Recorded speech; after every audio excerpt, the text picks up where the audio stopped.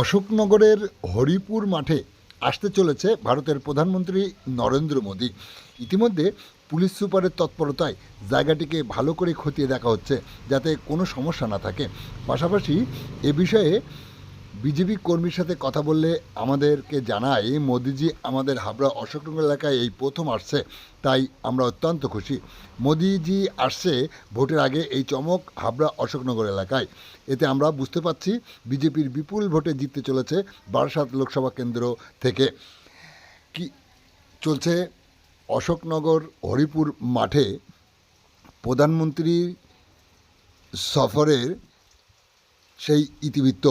ইতিমধ্যে পুলিশ সুপারের তৎপরতায় জায়গাটি ভালো করে খতিয়ে দেখা হচ্ছে যাতে কোনো সমস্যা না থাকে। আপনারা দেখছেন সেই সময়ের বিশেষ মুহূর্তে ধারণকৃত ভিডিও চিত্র আজকের স্বরূপনগরের ক্যামেরায়। আমাদের সাথে থাকুন আর দেখতে থাকুন কি বললেন বিজেপি নেতৃত্ব প্রধানমন্ত্রীকে ঘিরে। কতটা উদ্দীপিত আপনারা?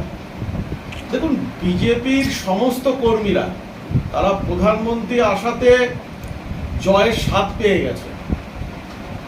এরকম পর্যায়ে চলে গেছে যে আমাদের বারাসাতের পর আজ বনগাঁ অবধি প্রধানমন্ত্রী ঠাকুরনগরে এসেছিলেন, এর আগে এবার তো আসেননি।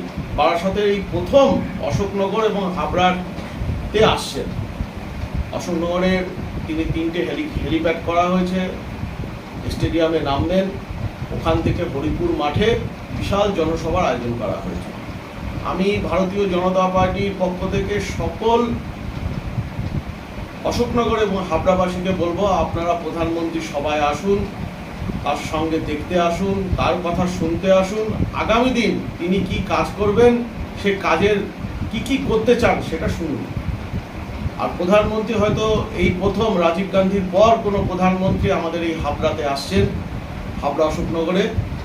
তাই জন্য প্রধানমন্ত্রীকে ধন্যবাদ যে তিনি এইটুকুন সময় আমাদের জন্য ব্যয় করতে পেরেছেন। পাশাপাশি যে প্রাকৃতিক দুর্যোগের আশঙ্কা করা হচ্ছে, কি বলবেন সেই ব্যাপারে? প্রাকৃতিক দুর্যোগের জন্য যদি বৃষ্টি হয় তার জন্য ব্যবস্থা করা হয়েছে, কিন্তু আমরা এটা নিয়ে ভীষণ চিন্তিত। যদি সেই দিন কোনো কারণবশত যদি সেই দিন কোনো কারণে পিছিয়ে যায় বা প্রচুর প্রাকৃতিক দুর্যোগ হয়, প্রচুর বৃষ্টিপাত হয়, যা আবহাওয়া পূর্বাভাস আছে, তাহলে আমরা তার পরবর্তী ডেটের জন্য চিন্তাভাবনা করছি। হয়তো পরের দিনও হতে পারে, সম্ভাবনা প্রবল আছে। কিন্তু সেই দিন আমাদের ডেট 28 তারিখ ঠিক। 28 তারিখ বেলা 12টার সময় প্রধানমন্ত্রী আসবেন, এটাই আমাদের ঠিক হয়েছে। পাশাপাশি কি বলবেন এই যে বারাসাতে যে লড়াই চলছে, তুল্যমূল্য লড়াই চলছে, সেখানে মোদি আসার পরে কতটা অ্যাডভান্টেজ আপনাদের? দেখুন, আপনারাই দেখিয়েছেন 1% এদিক ওদিকে আছে, তো প্রধানমন্ত্রী 2% প্লাস করে দিয়ে যাবেন। তা 2% যদি প্লাস হয়ে যায় তাহলে বিজেপি জিতে যাবে। আমরা জেতার জায়গায় আছি।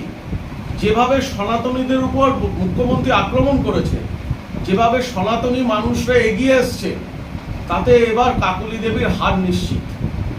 আমরা বারাসাতে তাই মনে করি। নাম আর পরিচয়? আমার নাম পার্থপ্রতিম সরকার, আমি হাবড়া মিডিয়া সেলের কনভেনার।